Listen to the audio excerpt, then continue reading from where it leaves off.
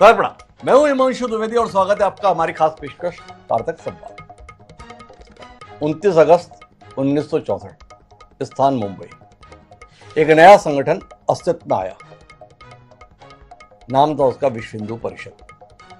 अपनी स्थापना के 20 साल बाद उस संगठन ने अयोध्या में 500 साल से चले आ रहे संघर्ष को अंतिम मुकाम दिलाने के संकल्प के साथ एक अभियान शुरू किया, जिसे हम राम जन्मभूमि मुक्ति आंदोलन के नाम से जानते हैं। विश्व हिंदू परिषद ने पूरे देश में जो तमाम हिंदू धर्म को मानने वाले लोग थे उन्हें जोड़ा, राम मंदिर के आंदोलन के साथ उनकी भावनाओं को जोड़ा, शिला पूजन के माध्यम से गांव गांव, गली गली, नगर नगर, डगर डगर तक इस बात को, जरूरत को रेखांकित किया कि प्रभु श्री राम के प्राकट्य स्थल अयोध्या में भव्य राम मंदिर का निर्माण होना चाहिए, जिसकी परिणति आखिरकार आज से 2 साल पहले 2024 में, जनवरी 2024 में भव्य राम मंदिर के लोकार्पण के रूप में हमारे सामने आई। इस आंदोलन में तमाम संगठनों की और तमाम व्यक्तियों की भूमिका रही,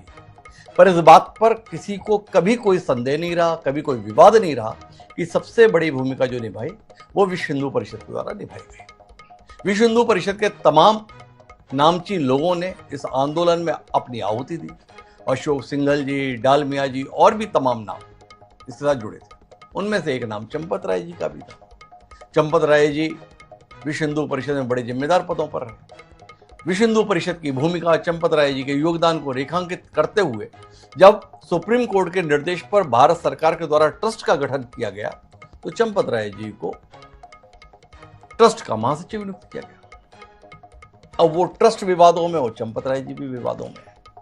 चंपत राय जी के साथ में जो विवाद जोड़ रहे हैं, उसके चलते विश्व हिंदू परिषद भी सवालों के घेरे में है।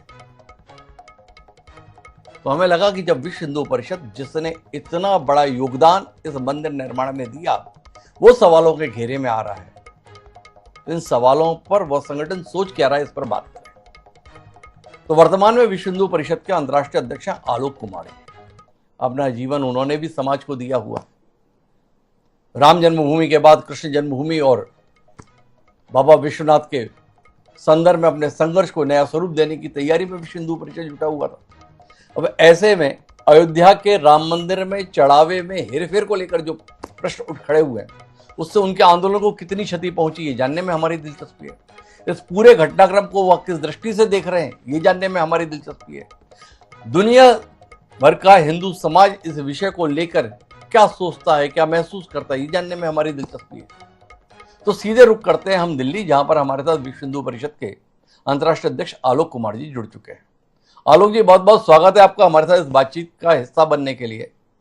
और इस पूरे प्रकरण पर आपकी पहली प्रतिक्रिया, जिस आंदोलन में हजारों राम भक्तों ने आपके आह्वान पर कुर्बानी दी थी, अपना पसीना बहाया, अपना लहू बहाया, वो राम मंदिर इस समय विवादों के केंद्र में है। एक राम भक्त के नाते और विश्व हिंदू परिषद के अंतर्राष्ट्रीय अध्यक्ष होने के नाते किस अनुभूति से गुजर रहे हैं इस समय आप?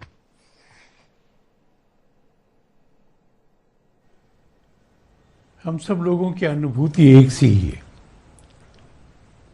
दुख है, कष्ट है, हम आहत हुए हैं। राम जन्मभूमि में जो चढ़ावा आता है, कानूनन भी वो राम जी की अकेले की संपत्ति है। उसमें से एक भी रुपया का चोरी होना, ये तो बहुत अनैतिक है, बहुत दुखप्रद है। ये होना नहीं चाहिए था। मैंने देखा कि ये बात जब ट्रस्टियों के ध्यान में आई,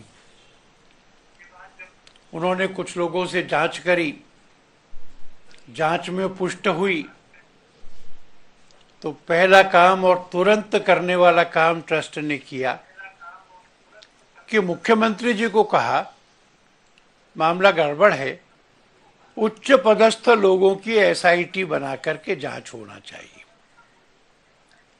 ट्रस्टियों की प्रार्थना पे एसआईटी बनी। दूसरा कदम, एसआईटी के सदस्य अयोध्या पहुंचे।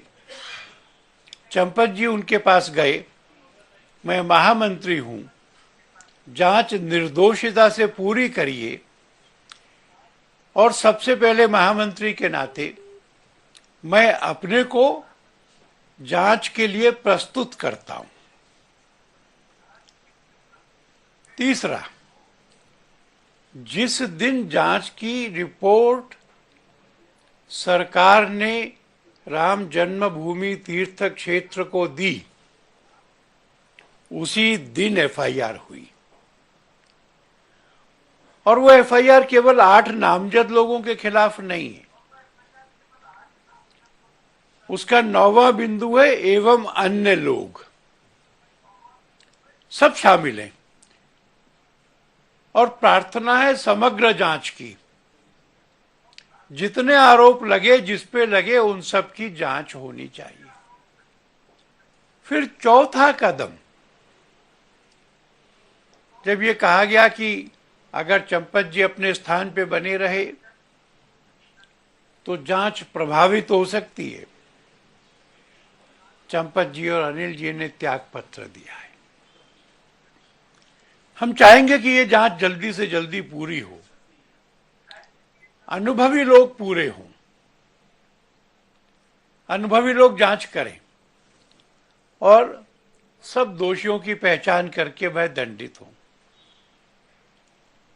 आपने यह भी कहा कि विश्व हिंदू परिषद सवालों के घेरे में आ गई है। मैंने परिषद पर कोई सवाल उठाए, ये मेरी जानकारी में नहीं है। इस बात पर कोई दो मत नहीं है कि विश्व हिंदू परिषद मंदिर का संचालन नहीं करती, हम उससे अलग हैं। और विश्व हिंदू परिषद या उसके किसी अन्य पदाधिकारी ने इस मामले में किसी भी तरह का सहभागिता हो, ऐसा आरोप मेरी जानकारी में नहीं है। आलोक जी, आपने काफी विस्तार से तथ्यों को रखने की कोशिश की, उनसे जुड़े हुए कुछ सवाल आपसे साझा करता हूं।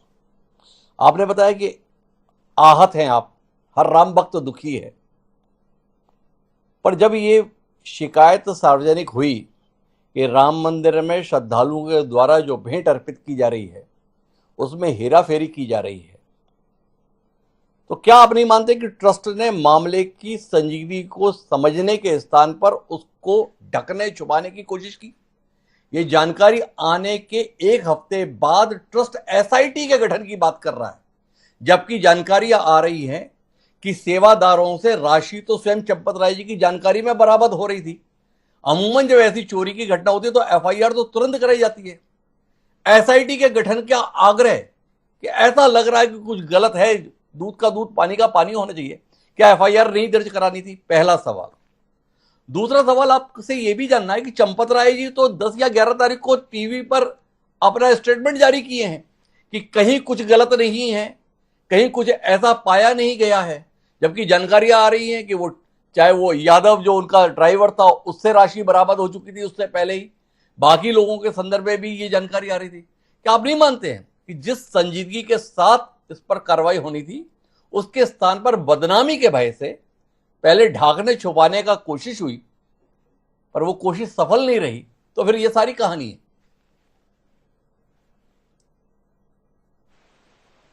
ढांकने छुपाने की कोई कोशिश नहीं हुई, केवल तथ्यों को प्राप्त करना और धन को रिकवर करना, इसको था। दोनों पद्धतियां हैं। सुप्रीम कोर्ट ने भी अपने 2 निर्णयों में कहा है एसआईटी कुछ तथ्य इकट्ठा कर ले और उसके बाद एफआईआर हो।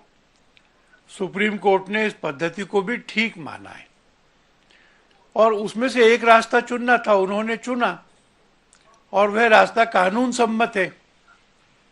इसलिए मैं इसको अपनाने में ना तो कोई दोष देखता हूं और ना कोई लीपापोती मानता हूं।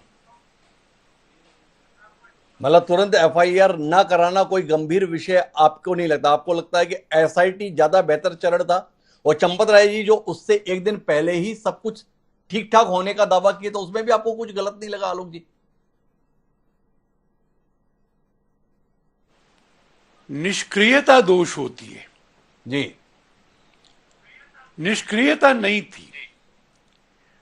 दोनों में से एक मार्ग चुनना था।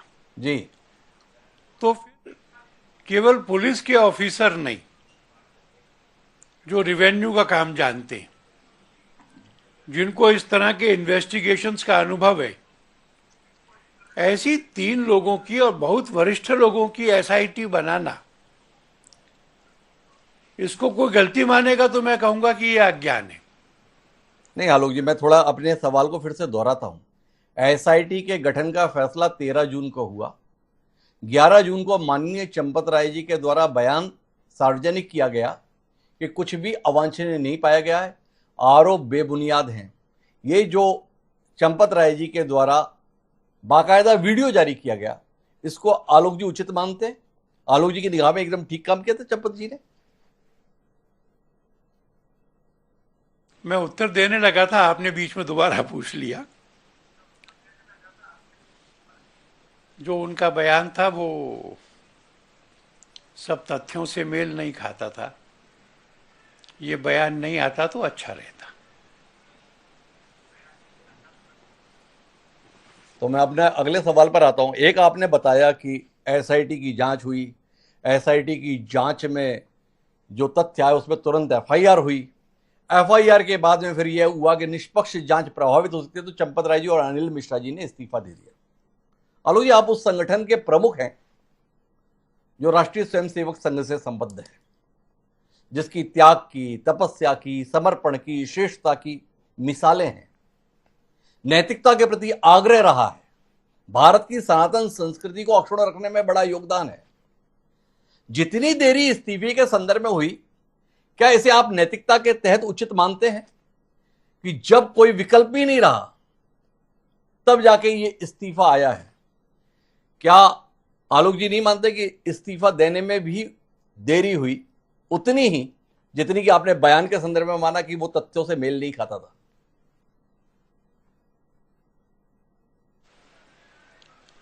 मैं पहले तो इस बात को नहीं मानता कि विकल्प नहीं रहा। अभी अभी एक सज्जन अयोध्या गए थे, काफी आग उगली है। पहले दिल्ली के मुख्यमंत्री हुआ करते थे, शराब घोटाले के आरोप लगे थे, जमानत की अर्जी रद्द हो गई थी, जेल गए। लोगों ने कहा आप त्यागपत्र दोगे? कहने लगे मैं जेल में रह करके मुख्यमंत्री का काम करूंगा।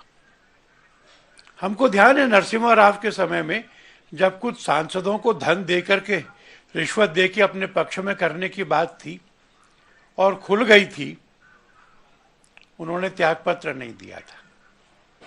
बोफोर्स में 64 करोड़ की दलाली का आरोप लगा, राजीव गांधी जी ने त्यागपत्र नहीं दिया था। और जो आरोप अब लग रहे हैं अमानत में ख़यानत के, ब्रीच ऑफ ट्रस्ट के, ये आरोप राहुल गांधी और उनकी माताजी के खिलाफ भी हैं। अपनी ही पार्टी की नेशनल हेराल्ड की संपत्ति को पार्टी से हटाकर अपने नाम कर लेने का अपराध, दोनों जमानत पर हैं। त्यागपत्र नहीं दिया है। परंपरा त्यागपत्र देने की नहीं थी, चंपत जी ने दिया और एफआईआर होने के 2 दिन बाद ही दिया है। तो ना तो मैं ये मानता हूं कि कोई रास्ता नहीं बचा था और ना मैं ये मानता हूं कि उसमें देरी हुई। मैं मानता हूं कि उन्होंने त्यागपत्र दे करके एक अच्छा कदम उठाया है। आलोक जी, आपने मुझे कई सारे नाम गिनाए। अरविंद केजरीवाल से आप शुरू हुए, नरसिम्हा राव, राजीव गांधी, फिर राहुल गांधी और सोनिया गांधी तक पहुंचे। तो क्या विश्व हिंदू परिषद के लिए अब रोल मॉडल गांधी परिवार, अरविंद केजरीवाल और नरसिम्हा राव हैं, या आपकी पाठशाला से निकले लालकृष्ण आडवाणी जैसे नेता हैं जिनका नाम हवाला की डायरी में उल्लेखित हुआ था? तो उन्होंने न केवल लोकसभा की सदस्यता से इस्तीफा दिया था, बल्कि साथ साथ ये ऐलान भी किया था कि जब तक पाक साफ साबित नहीं हो जाऊंगा इस मंदिर में कदम नहीं रखूंगा। तो क्या वक्त गुजरने के साथ आपने अपने आदर्श, अपनी निष्ठाओं में बदलाव ला दिया है? कि अब अरविंद केजरीवाल और राहुल गांधी, सोनिया गांधी आपके रोल मॉडल हो गए? अगर मैं उनको रोल मॉडल मानता तो चंपत जी को त्यागपत्र नहीं देने देता। जी उन्होंने नहीं दिया, हमने तो दिया है। जी मैं अंतर स्पष्ट कर रहा था। जो प्रेस कॉन्फ्रेंस में गला फाड़ करके कह रहे हैं इस्तीफा दो, मैं उनको शीशा दिखा रहा था। और जो आडवाणी जी ने किया वो इस बार भी हुआ, त्यागपत्र दिया है। और जब तक निर्दोषिता साबित नहीं होगी तब तक उनके लौट कर आने का कोई रास्ता नहीं है। आपके पास तो बहुत सार्वजनिक जीवन का अनुभव है। इस पूरे प्रकरण में आप शीर्ष पदाधिकारियों की भूमिका को किस तरीके से देख रहे हैं?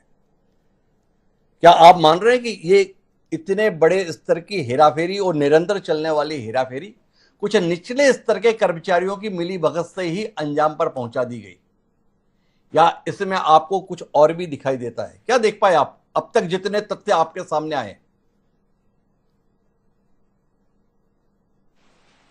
मेरा अनुमान ये है कि ये हेरा फेरी कितने लंबे समय तक चल रही थी, इसका आकलन होना चाहिए। जमीनों के बारे में जो कहा जा रहा है उसका परिणाम जांच से स्पष्ट होगा। जो कुछ ट्रस्ट से नाराज होकर, मंदिर से नाराज होकर चले गए थे, वो लोग आरोप लगा रहे हैं कि हमने तो इनको बताया था, इन्होंने सुना नहीं। वो सब मौखिक बातें। चलती हुई जांच में बीच में अनुमान लगाने की मुझे आवश्यकता नहीं है। और ये जांच भी तो लंबी नहीं होनी है, ये जांच भी जल्दी कंक्लूड होनी है। तो कब से चल रहा था, और अगर जमीन विवाद में ऐसा पुलिस पाती है कि इसमें दोष नहीं है जमीन खरीदने के, तब चढ़ावे की चोरी की बात बचती है। बाकी सब तो वहां सुरक्षित है। तो कितने समय से चल रहा था, पता था कि नहीं, ये सब तथ्य सामने आने दीजिए। मैं आपको विश्वास दिलाता हूं, किसी का लिहाज नहीं करेंगे। आलोक जी, एसआईटी की जो प्रारंभिक जांच है उसके संदर्भ में तथ्य सूत्रों के हवाले से चल रहे हैं। आप तो बड़ी जिम्मेदार जगह पर बैठे हैं, राम मंदिर आंदोलन में बड़ी भूमिका आपके संगठन की रही है। वो एसआईटी की प्रारंभिक जांच आपकी निगाहों से गुजरी कि नहीं गुजरी?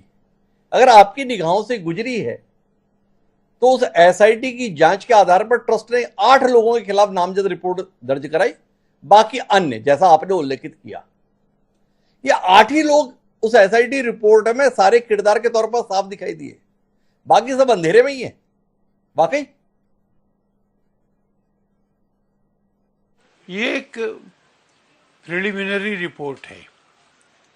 इसकी एक प्रतिलिपि सरकार ने वहां के ट्रस्ट को उपलब्ध कराई है। उसमें बाकी लोगों का नाम अभी नहीं है, पर जब हम और अन्य लिख करके समग्र जांच की मांग करते हैं तो बोनाफाइडेस तो स्पष्ट है। पुलिस को अपनी जांच में इन 8 लोगों में सीमित नहीं करना है, उसको पूरे विस्तार में जाना है। सबके खिलाफ जांच करनी है, किसी को छोड़ना नहीं है। वो तो ठीक है, पर जो भी नाम आए वो तो सारे प्यादे हैं। इतना बड़ा मसला और वजीर का कहीं कोई उल्लेख नहीं। आलोक जी को ये बात जनसाधारण के बीच संदेश की दृष्टि से क्या ठीक लगती है? जैसे इस समय का जैसा वातावरण है, क्या आलोक जी को महसूस नहीं हो रहा कि एक धारणा यह बन रही है कि अब चूंकि मामला सार्वजनिक हो गया है तो कुछ लोगों को गुनहगार बताते हुए असल किरदारों के संदर्भ में ढांकने छापने की कोशिश है? क्योंकि बड़ा चेहरा तो कोई सामने आया नहीं एफआईआर में। एफआईआर में रख किसे रहे? कैशियर, ड्राइवर, सेवादार, क्या कहते हैं? आलोक जी, आपका तो इतना लंबा सार्वजनिक जीवन है, समाज में संदेश क्या जाएगा इस पर संघ हमेशा दृष्टि रखता आया है। अब तक की कार्रवाई से संदेश क्या गया है? न वजीर बचेगा न राजा बचेगा। जिसने गलती की है उसको दंड मिलना चाहिए, किसी को भी नहीं बचाएंगे। और उस जांच के स्कोप में ये सब आता है, जो नाम थे वो दिए, आज नहीं तो कल, कल नहीं तो परसों, सबके आचरण की जांच होगी। और अगर मेरे बार बार कहने के बाद भी आपको लगता है कि किसी को बचाया गया है, तो मैं कहूंगा कि जांच की रिपोर्ट की प्रतीक्षा करिए। हम एक कॉम्प्रिहेंसिव जांच चाहते हैं, और जिन लोगों पे भी आरोप है उन सब आरोपों की भी बारीकी से जांच चाहते हैं। और मेरी समझ में इस एफआईआर में यह मांगा गया है। चंपत राय जी ने ट्रस्ट से तो इस्तीफा दे दिया राम मंदिर के, पर विश्व हिंदू परिषद के साथ उनकी संबद्धता पर आपका क्या फैसला है? वो विश्व हिंदू परिषद के लिए वैसे ही कार्य करते रहेंगे, या भी आप चाहेंगे कि कुछ समय वो भी शांत रहें, रिपोर्ट आने का इंतजार आप लोग करेंगे, या चंपत राय जी खुद तय करेंगे उन्हें क्या करना है? चंपत राय जी को लेकर विश्व हिंदू परिषद का नजरिया क्या है? चंपत राय जी के विषय पर त्यागपत्र के, विश्व हिंदू परिषद से त्यागपत्र के विषय पर हमने विचार अभी नहीं किया है। इस पर सोचेंगे और कोई व्यू लेंगे। तो मेरा आखिरी सवाल इतना ही है कि विश्व हिंदू परिषद ने एक बड़ी भूमिका राम जन्मभूमि मुक्ति आंदोलन के संदर्भ में निभाई। अब जब से ये वाला प्रकरण सामने आया है, तब से अलग अलग तरीके से जिनको इस आंदोलन के साथ सद्भावना नहीं थी, उनके स्वर मुखर हो रहे हैं।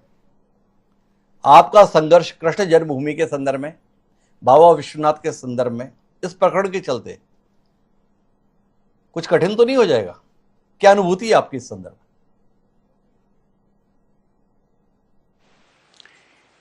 मेरी इच्छा है, आग्रह भी है, सार्वजनिक रूप से मैंने व्यक्त किया है कि इसका जल्दी पटाक्षेप होना चाहिए। और इसलिए मैंने कहा कि वरिष्ठ अनुभवी पुलिस अधिकारी जांच करें, जांच को जल्दी पूरा करें, चालान फास्ट ट्रैक कोर्ट में या स्पेशल कोर्ट में जाए, रोज रोज की सुनवाई हो। और मैं चाहूंगा कि अब से लेके 4-5 महीने में न्यायालय का निर्णय आना चाहिए, और हिंदू समाज को संतोष होगा अगर इतने समय में निर्णय आकर हम इन सब लोगों को, जिनको दोषी माना जाएगा, जेल की कोठरी में जाते हुए देखेंगे। और दूसरा, हमको संतोष तब होगा जब वहां एक एक पैसे की सुरक्षित व्यवस्था बना ली जाएगी। और हम चाहेंगे कि इन दोनों कामों में देरी नहीं हो। यही ट्रस्टीज का प्रायश्चित होगा। तो ये आपसे हमने काफी विस्तार से बात की। आपने ऐसे नाजुक समय पर हमें इतना समय दिया, इसके लिए आपका हृदय से आभार। आपकी अभिलाषा है कि इस प्रकरण में जल्द से जल्द वास्तविक तथ्य सार्वजनिक आने चाहिए, जो दोषी हैं वो पहचाने जाने चाहिए, और न केवल पहचाने जाने चाहिए बल्कि उनको न्यायालय के माध्यम से उचित सजा भी मिलनी चाहिए। उम्मीद करते हैं कि आपकी इस अभिलाषा को जिम्मेदार पदों पर बैठे हुए लोग पूरा करने की ईमानदार कोशिश करेंगे। तो दोस्तों, आज की इस बातचीत में इतना ही। दीजिए मुझे इजाजत। सादा प्रणाम।